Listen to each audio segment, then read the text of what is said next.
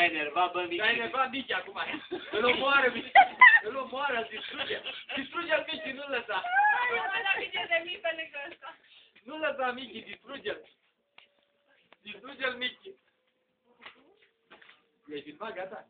Are noroc că e ăla blând de la mare. Ia. Ia.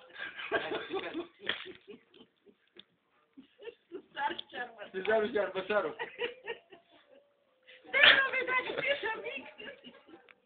Ia. Mamă, ce tare.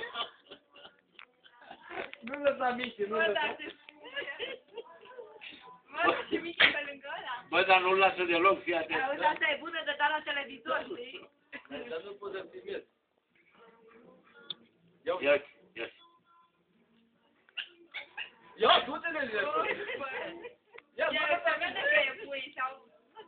Ăsta e omul de zonă de ce faci? Ia uitați-vă la... Face sectorat.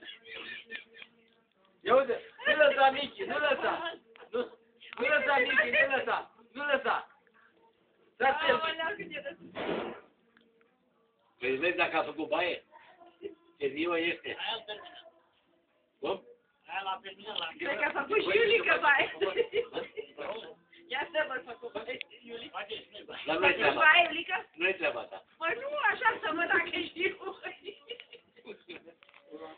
Dacă rămăsești acasă așa, să-și că rămâi să faci duș. Să făcuși curățenie. Acum vinul din frigider. Băi, dar cum pocni? Păi dar și frica curtea. Da, e fals, bizonul?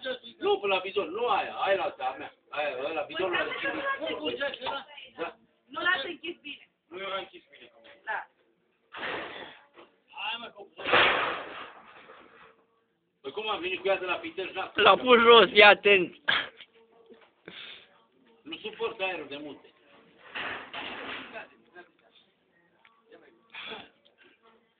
Ia, filmează în continuare. Stai că sunt în pauză. Fac pauză, hă? Prins pauză. Ia uite-l, ia uite-l. Ce har zice.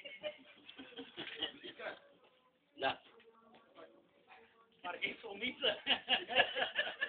Parcă e somiță. E sumiță cu croitorul.